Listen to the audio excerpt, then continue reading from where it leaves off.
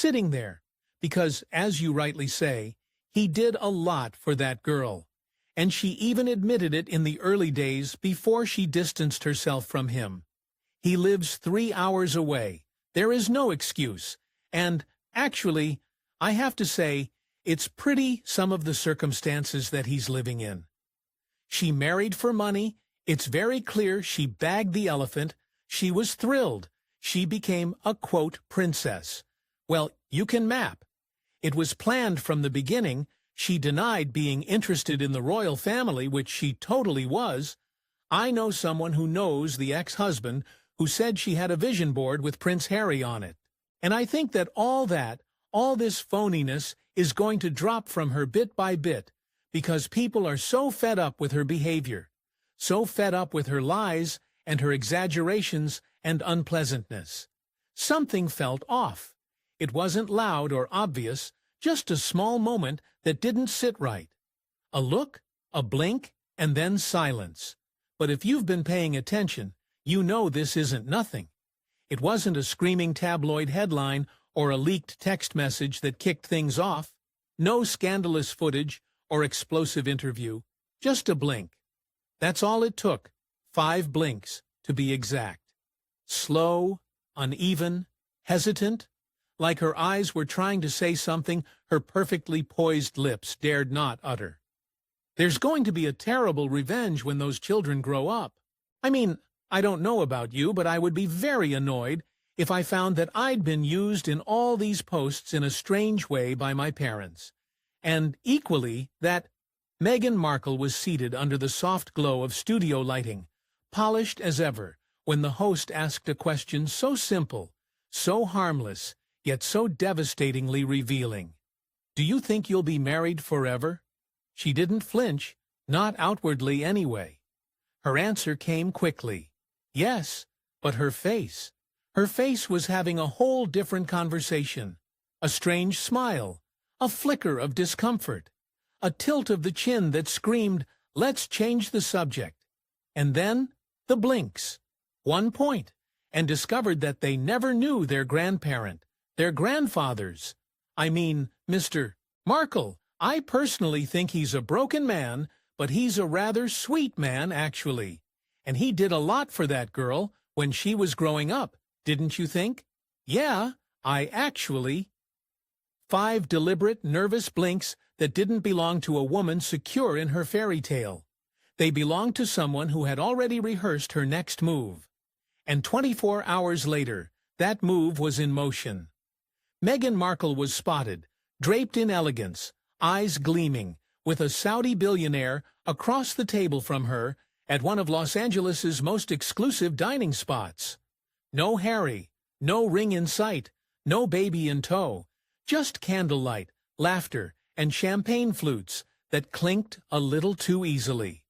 Coincidence? Not a chance. The fact that he still doesn't have contact with Meghan.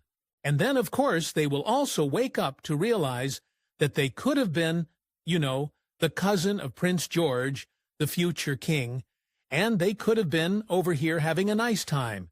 And with the other children, their cousins, they aren't going to know them. I mean, the only hope in that. Meghan doesn't do spontaneous.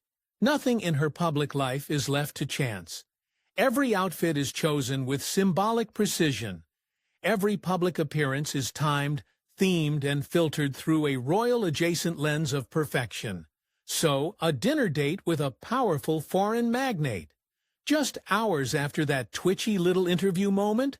Please, that was strategy, not serendipity. I think Princess Illusionary could do quite a lot, because she's obviously the one who's close to Prince Harry. And if they're all that, do you remember all that Portugal business? They were going to buy a house and things. Some say it was just business. Others whisper about soft launches and quiet power plays. But one thing's for sure, the blink didn't lie. It was the blink that shattered the illusion. The fairy tale had cracks, and Meghan had already started scouting her escape route. Because when your face says next chapter, your marriage is already in the epilogue. And let me use that word again, which proves she was on a manhunt, not just for a famous Brit, not just for a British royal, but for Prince Harry. It wasn't just a dinner, it was a declaration. And Meghan Markle made it without saying a single word. Picture it. Gilded ceilings, velvet drapes, and the soft hum of old money echoing through a private dining room in Dubai. Seated in the center like a modern-day Cleopatra was Meghan, immaculate, composed, and radiating a brand of confidence that didn't need a prince by her side. Across from her, one of the Middle East's most mysterious billionaires, powerful, private, and rich enough to buy entire kingdoms without flinching. Short amount of background on this because Megyn Kelly actually first revealed evidence of the mood board during my former show on GB News. But on her brilliant Megyn Kelly show, no cameras allowed, no entourage in sight, but the image still leaked. Because things like this don't stay hidden when they're meant to be seen. And the timing? Oh, it couldn't have been more brutal. That very same week, Prince Harry was dealt another blow to what was left of his royal identity. Another title stripped, another palace door quietly closed in his face. And while he was fading deeper into the background, Meghan was glowing under gold chandeliers, sipping on $1,000 wine like she hadn't just left the monarchy in flames. Yeah, Prince George and the others, but I don't know. It seemed, I could just see a horrible revenge coming from those children. Interesting. Well, at the Platinum Jubilee several years ago, I took a wrong turn after one of the events, and I walked into an area I wasn't meant to be. No twinning in beige, no linked hands signaling a united front, no performative charity photo ops, just Meghan, just money, just movement. What made it thunder even louder? The silence.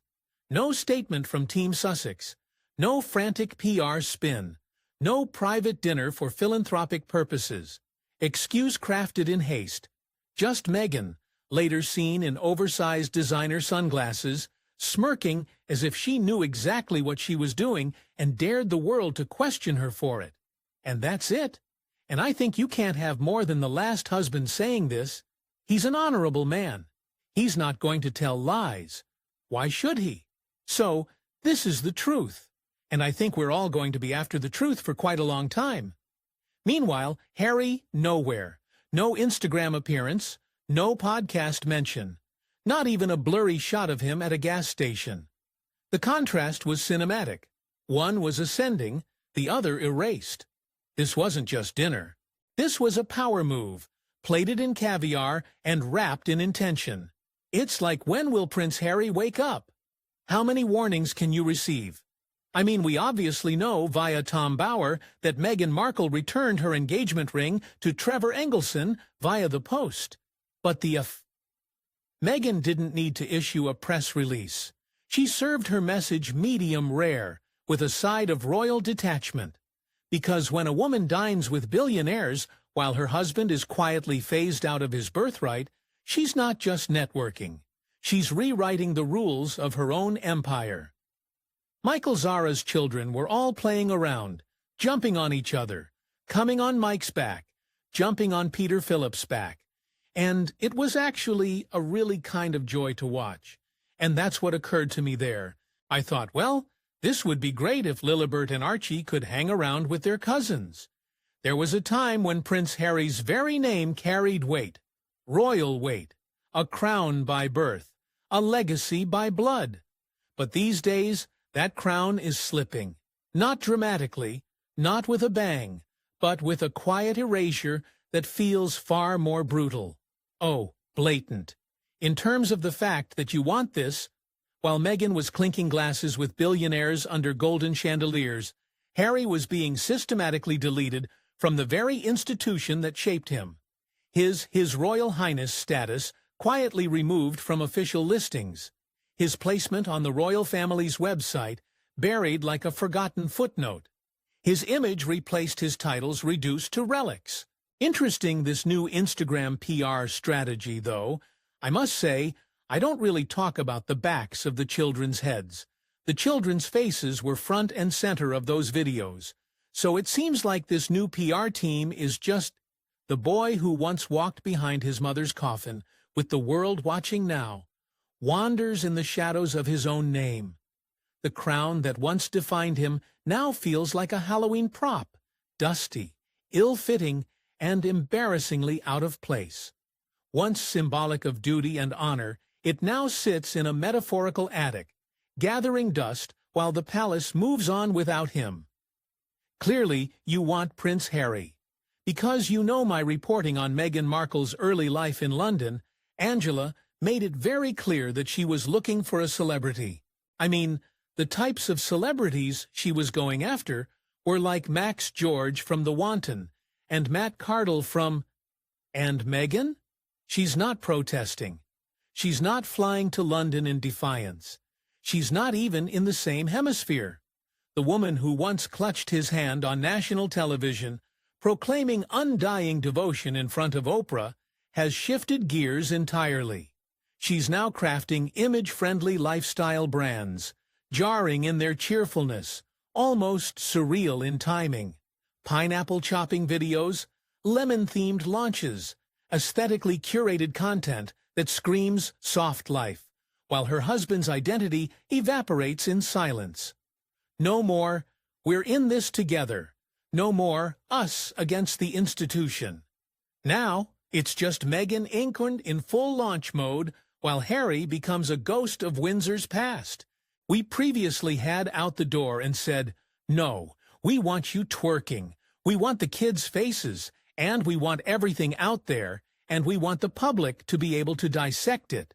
So that's a very interesting sort of shift for that. There's something chilling in the contrast. Meghan's building a brand, Harry's losing his birthright, and neither of them seems to be saying it out loud, but actions speak louder than promises.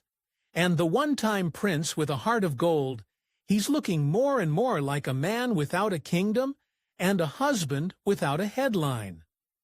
I'm Meghan and Harry, and I really think that it's tragic that the King and Thomas Markle Sr. were not included at all and are not in the children's lives. Let's go back. Not to the wedding, not to the Oprah interview, but to the blog. The Tiger A curated little corner of the internet where Meghan Markle, long before Duchess dreams, served up wine reviews, girl boss mantras, and aspirational lifestyle posts from luxury hotel bathtubs. It was polished, it was intentional, and it was the blueprint. But it's so fascinating that she had her sights set on Harry. I think she studied him. Now, if you do study him carefully, you can see he's very vulnerable, and you can see... Even back then, Meghan wasn't just an actress playing a paralegal on TV. She was quietly building an identity. Carefully, methodically, one aesthetic post at a time. She wasn't just chasing gigs. She was studying influence, branding, access, legacy. Yearning to get married, he's helped me that he really wanted children. So when she met Prince Harry, let's be clear, this was not a fairy tale. It was a strategy meeting, a royal opportunity. She didn't stumble into the palace. She walked in with heels, highlighter, and a plan. She wasn't after just a man. She was after the machine behind him, the gold-plated institution, the global spotlight, the centuries-old name recognition. She didn't want the storybook to end. She wanted the publishing rights, the fact that he still doesn't have contact with Meghan. And then, of course, they will also wake up to realize that they could have been, the cousin of Prince George, the future king. And they could have been over here having a nice time, and with the other children, their cousins, they aren't going to know them. I mean, the only hope in that. But once inside, the illusion shattered faster than you can say Commonwealth duties. According to palace insiders, Meghan expected royalty to feel like Versailles, chandeliers, private jets, bottomless couture budgets. What she got was a drafty castle, rationed jewelry, and a curfew disguised as protocol. But it's so fascinating that she had her sights set on Harry. I think she studied him. If you do study him carefully, you can see he's very vulnerable, and you can see. And then came the real shocker. Harry wasn't rich. He had the title, the fame, the press. But in Meghan's world, the world of billionaires, boardrooms, and private equity brunches, Harry was just rich adjacent. Not Jeff Bezos rich, not Elon Musk rich, not even David Beckham rich. I think Prince usually could do quite a lot, because he's obviously the one who's close to Prince Harry. And if they're all that, do you remember all that Portugal business? They were going to buy a house and things. To Meghan, marrying into the monarchy was supposed to be an upgrade. But behind palace walls, it felt more like she'd traded up from Hollywood sound stages to a glorified historic museum with rules, ranking, and relentless scrutiny. Children, so she would hear that, so she would offer him that. She would offer him Africa because he loved Africa, so she went for a quick trip. That's when the mask began to slip. No more wide-eyed Duchess vibes. No more adjusting to the firm. The blogger turned royal had already pivoted to brand architect. From TIG posts to trademark filings, from castle walls to curated content. Meghan wasn't breaking free from the monarchy. She was building something better in her image. As if the palace wouldn't give her the crown she wanted, she'd forge her own and sell it in multiple colors. Prince George and the others. But I don't know. I think I would just see a horrible revenge coming from those children. At the Platinum Jubilee several years ago, I took a wrong turn after one of the events, and I walked into an area I wasn't meant to be. Prince Harry, the charming rebel, the soldier prince, the one who made headlines for breaking rules instead of making them. But behind the palace gates, he was never the one. He was the afterthought, the backup plan. Not the heir, just the spare. And Meghan? She didn't sign up for second place. I told him, "Oh gosh, that was so wonderful." And 2 days after they had a meeting, they were off there to look at the stars. Sources say she entered the royal arena expecting tiaras, prestige, and a front-row seat at the table of global power. But what she got instead was Nottingham Cottage, a modest, cramped royal starter home tucked away on palace grounds with IKEA lamps and peeling paint. Forget the Downton Abbey fantasy. This was more like royal dorm life with no valet in sight. Mike and Zara's children were all playing around, jumping on each other, coming on Mike's back, jumping on Peter Philip's back, and it was actually a really kind of joy to watch. And that's what occurred to me there. I thought, well, this is great, if Lilibet and Archie could hang around with all their cousins. Where was the wealth? Where was the staff? Where were the perks that made all the protocols worth it? It wasn't long before the questions started, but they weren't coming from Harry. They were whispered reportedly by Meghan herself. Blunt, director, daring to challenge the sacred hierarchy that ruled the House of Windsor. You know, all that was very carefully done. And it proves that we're not wrong to not believe almost everything she says. No, I know. Why does William get the spotlight? Why does Kate get the glam, the coverage, the curated image? Why are we just the supporting cast? And there it was, the spark that set the entire narrative ablaze. Because for centuries, the royal family has operated on a rigid system, one that elevates the heir while the spare stays in line. Interesting, this new Instagram PR strategy, though. I must say, I don't really talk about the backs of the children's heads. The children's faces were front and center of those videos. So it seems like this new PR team is just... She wasn't raised to stay quiet. She didn't leave Hollywood to play backup. She came to be seen, heard, celebrated. And suddenly, the press that once fawned over Harry's girl began to shift. Insiders started talking. Royal aides grew nervous. Headlines turned sour. The fairy tale became a feud. And the thing is, Angela Levin. And remember, Megyn Kelly first revealed this long before Meghan Markle ever went public with her vision boards. But do you remember recent? The firm had no place for a duchess who questioned the system, and Meghan had no intention of playing second fiddle in someone else's story. So she flipped the script. If the palace wouldn't let her be the main character, she'd build her stage and make sure the spotlight followed her every move. She previously had out the door and said, "No, we want you twerking. We want the kids' faces, and we want everything out there, and we want the public to be able to dissect it." So that's a very interesting sort of shift for that brand. Don't let the lack of divorce papers fool you. Something's already broken. Whether you call it a trial separation, a brand evolution, or the soft launch of a solo era, one thing's clear. This isn't just distance, it's design.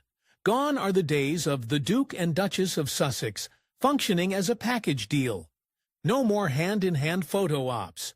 No couples podcast banter. No United Royal Rebellion front. Now, Meghan's walking her own red carpet. And Harry, he's not even on the guest list. Instagram? So this is absolutely the type of thing she uses? Yes, she likes that, doesn't she? And you went through all the details of it. Instead, we get American Riviera Orchard. Meghan, it practically has lemon zest woven into its font. Stars of jam wrapped in twine.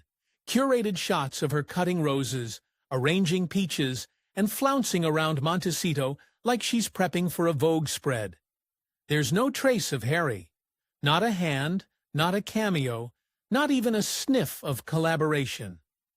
Williams, where we had 2 pictures of all these 3 children.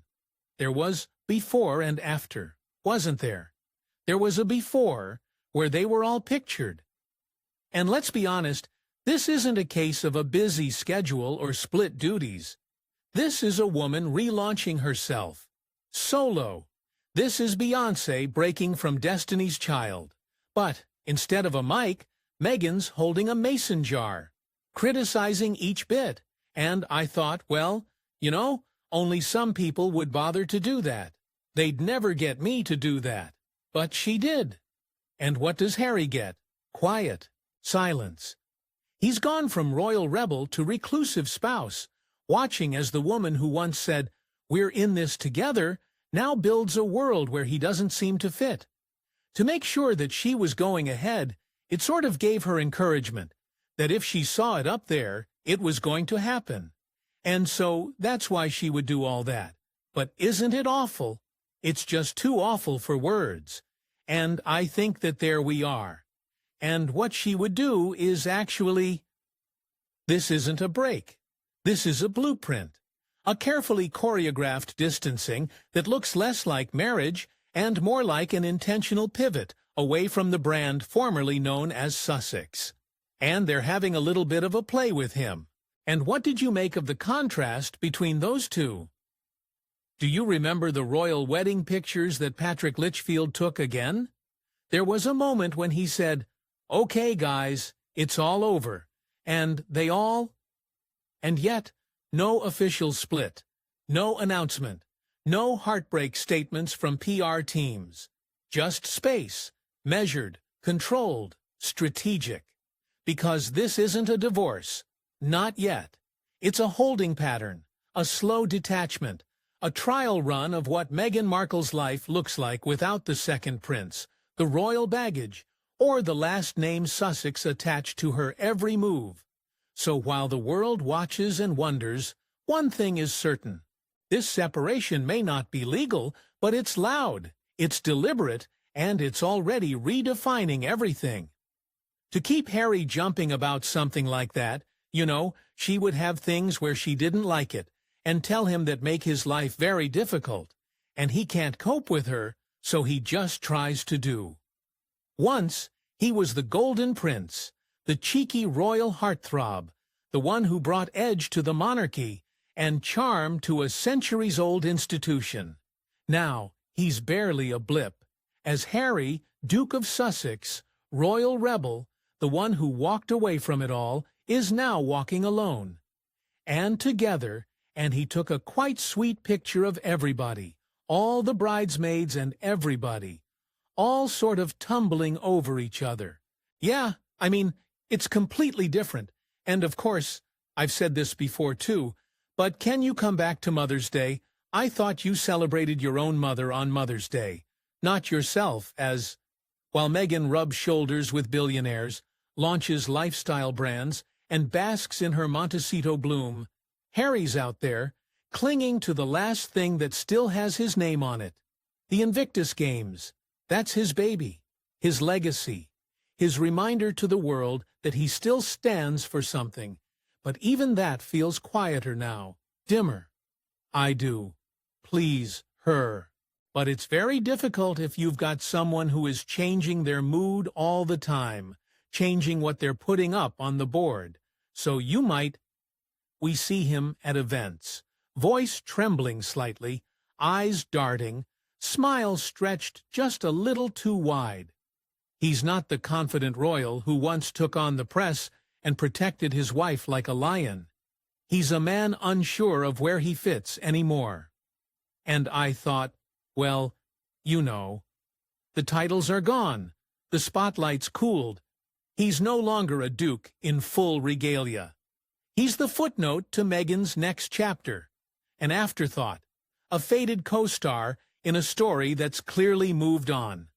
And where is he now, when Meghan's out dining with tycoons and floating through orchard-themed brand launches?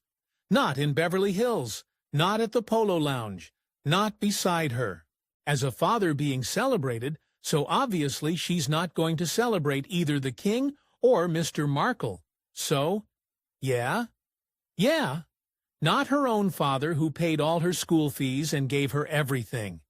He's wandering around West London neighborhoods, baseball cap pulled low, eyes hidden.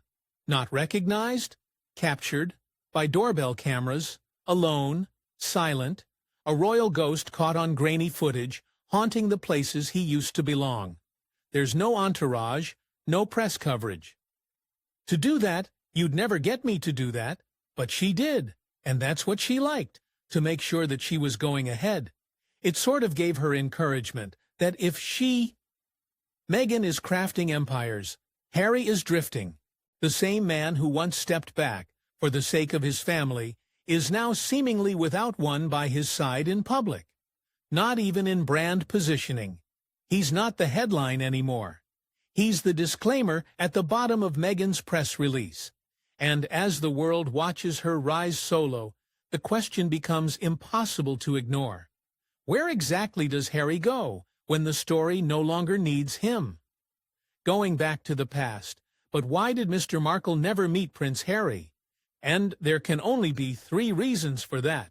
1, that she was ashamed of him, which I think was a bit pretty unattractive. 2, possibly that she thought he'd done something about it when... It was barely 2 seconds. A blink, then another. 5 in total. Quick, uneven, nervous. But in the court of public opinion, where every micro-expression is magnified and every pause is a headline waiting to happen, that blink was more than just a moment. It was a manifesto. There we are, and what she would do is actually to keep Harry jumping about something like that. You know, she would have... The question was simple, almost innocent. Do you think you'll be married forever? Meghan smiled, or tried to. Her lips curled upward, but her eyes stayed flat, distant, the kind of smile that doesn't touch the soul. Then came the blinking. Difficult, and he can't cope with her, so he just tries to do what she wants, tries to please her. But it's very difficult if you've got someone who is changing their mood all the time, changing what they're putting up on the board, so you might be there one day. And as if on cue, the next headline hit. Meghan Markle, dining with a Saudi billionaire in one of Dubai's most elite restaurants. No Harry, no context, no comment. But if you knew Meghan, truly knew how she operates, you knew it wasn't random. She doesn't do random. I've done that sort of thing. I dispute that as well. I don't think that's the case. The third reason is that I think she was worried that he might actually have warned Prince Harry that this is not what you're getting, this girl. They're not two normal families, are they? They're both married into. Then came the digital cleanup. Social media posts started to shift. Harry, once a fixture of the Meghan machine, faded into the background. Mentions disappeared. Joint branding slowed to a stop. Meghan stepped into the solo spotlight without stumbling, like she'd rehearsed the move 100 times in the mirror. You know, only some people would bother to do that. They'd never get me to do that. But she did. No press release, no tearful interview, just silence, and a perfectly curated reintroduction. So no, that blink wasn't just a tick. It was the trailer for a whole new season. One where the Duchess ditches the double act and reclaims the lead role. One where she stops asking for a seat at the royal table and builds her own, surrounded by billionaires, bouquets, and cameras. When Meghan Markle blinked, the world watched, and everything that followed was exactly what she wanted us to see. Well, it's a lot of history. They've got a lot of... yeah. Well, Mr. Markle should have been at the wedding, and they should have flown him over, stuck him in a health farm, in the Shetlands or somewhere. Prince Harry should have gone up to see him, and if he couldn't have walked the eye. There was a time when Meghan Markle could do no wrong. She was the feminist fairy tale, the American actress who stormed the gates of Buckingham Palace and rewrote the royal script, a duchess with a microphone, a cause, and a perfectly lit photo shoot. But now, the cracks are starting to show, and they're no longer hairlines. To make sure that she was going ahead, it sort of gave her encouragement that if she... Her once riveting speeches about empowerment now land like rehearsed monologues. The story about writing a letter to Procter & Gamble at age 11, that it feels like a rerun on daytime TV. Even Brooke Shields, seated across from her in a now infamous interview, wore the expression of a woman politely waiting for the script to end. Meghan's words, once stirring, now feel prepackaged, delivered with the polish of a TED Talk, but none of the spark. Hollywood, the town that once buzzed with fascination, is moving on. The whispers have grown louder. She's too strategic, they say, too curated, too managed. The very polish that once dazzled now feels like a barrier. Producers are growing wary. Executives are backing away slowly, no longer seduced by the Duchess's glow. Because in a town built on reinvention, Meghan's branding has become too predictable to thrill and too performative to trust. I will always defend that man because I think that he has been absolutely wronged by that woman. You do the Philippines, though, Cruella. And the billionaires? The elegance, the silent power. What they don't want is front-page drama disguised as influence. They want discretion, not documentaries. Mystery, not monologues. Privacy, not press runs. But Meghan? She moves in headlines. Every appearance, every product drop, and every garden party is wrapped in PR gloss and strategic rollout. It doesn't whisper wealth. It screams control. What she would do is actually to keep Harry jumping about something like that.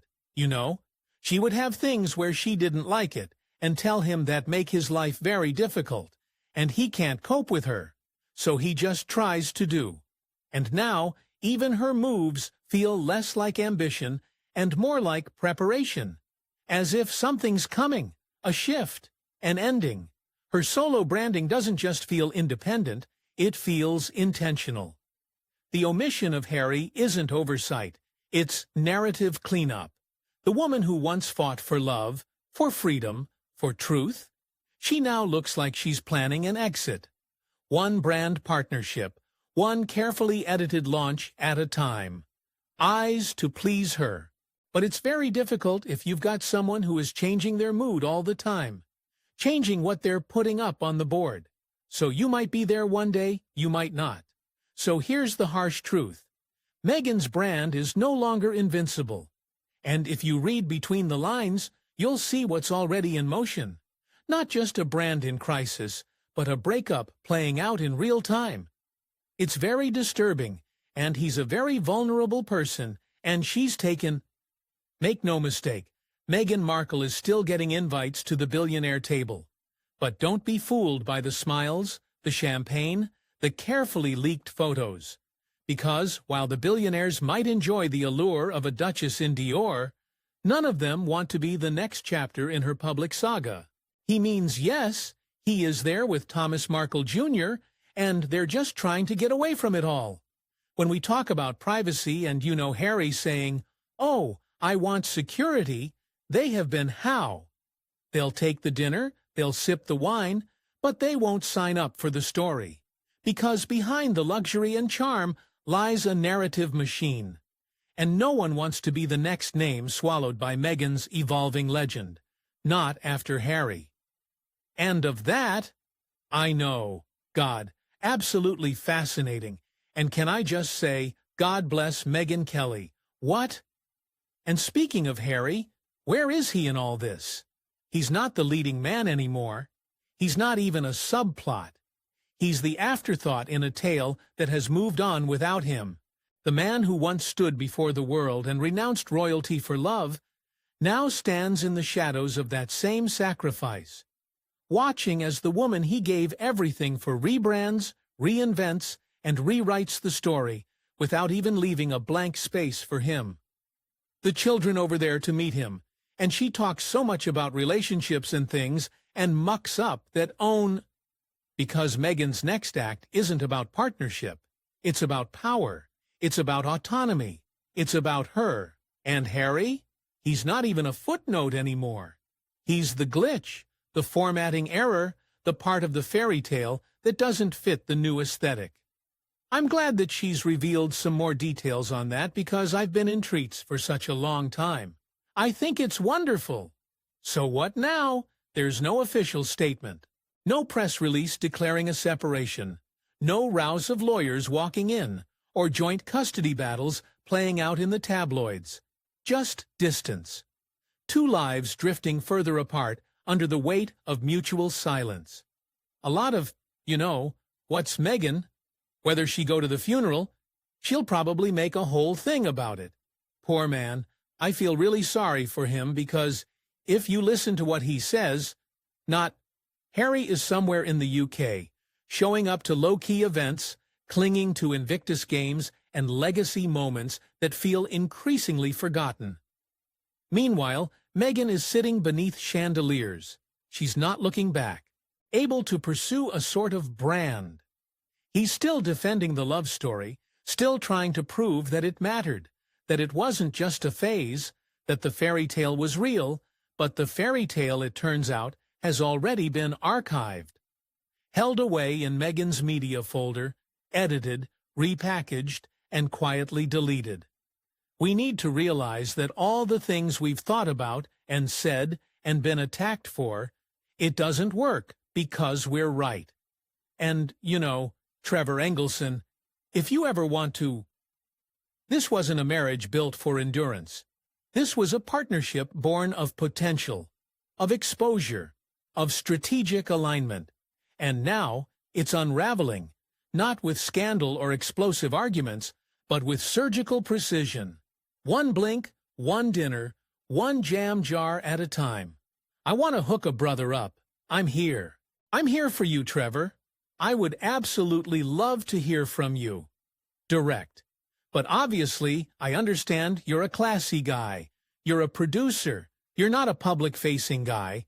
And I like the fact that actually, over the past few years, Once upon a time, Prince Harry gave up a kingdom for love. He left palaces, protocols, and power behind, all for the woman he believed in. But love didn't leave the palace with him. It walked away later, dressed in designer, escorted by billionaires, and backed by a brand playbook. There was a time when Meghan Markle didn't just walk into a room, she eclipsed it. From red carpet arrivals to palace balconies, from feminist panels to headline-making interviews, she glowed with an untouchable allure. She was the duchess who dared, the Hollywood outsider who disrupted centuries of royal tradition with one Givenchy dress and a global following. I mean, I'm all for that, actually, because once a Duke of Edinburgh passed away, she was quite literally a royal supernova, burning bright, fast, and inescapably loud. But supernovas, by nature, don't last forever. And now the glow is dimming, the shift is palpable. In media circles, the whispers that once got lost behind glossy coverage have turned into something sharper, something corporate. Boardroom murmurs, closed-door complaints, executive side-eyes. And that's the brand Meghan built from the start. Pristine, polished, powerful. She never pretended to be messy. She never wanted to be raw. She was the picture of composure, the Duchess of Optics, the Queen of Curation. Everything was a message. Every outfit, every quote, every pause, scripted to perfection. But there's a catch with perfect branding. When the polish wears off, what's left underneath better be real. So many decades, and she didn't think anything of the Queen, because she... Do you remember that time, on that day, when the Queen was dressing beautiful green, she went into the taxi? Now, people are looking past the filters. They're asking questions. They're spotting the strategy, and not in a flattering way. What once read as empowering now feels manufactured. What once felt visionary now feels exhausting. And behind the candlelight garden parties, the homemade jam, the solo photo shoots, there's one undeniable truth rising to the surface. You can see him thinking for a bit, and he's very moderate. And he was also very respectful to the late Queen, always, and admired her hugely. And what this couple have put her through is one of the things I shall never forgive them for in the last years. The royal family didn't take his title. The firm didn't exile him. Meghan Markle did. Not with scandal or spectacle, but with silence, with strategy, with curated detachment, because she doesn't need a throne. She needs a camera, a brand, a billionaire's network, a solo empire. And Harry? He's not the king. He's not the co-star. He's a very lovely book. It's like, not damaged, but he's quite, he's been hugely affected by what he was thrown into when it emerged that Meghan made a murder. Harry. It's very messy, and I actually think that without fixing the foundations of that relationship, he's the plot twist no one saw coming. And in Meghan's story, the one she's scripting, scene by scene, that is the most brutal role of all. Because when the fairy tale fades and the spotlight shifts, there's only one truth left standing. The crown didn't break Harry. Love did. Whatever this is, it doesn't look like forever. No press release needed. Meghan's actions say it all. And Harry? He's no longer the partner. He's the footnote.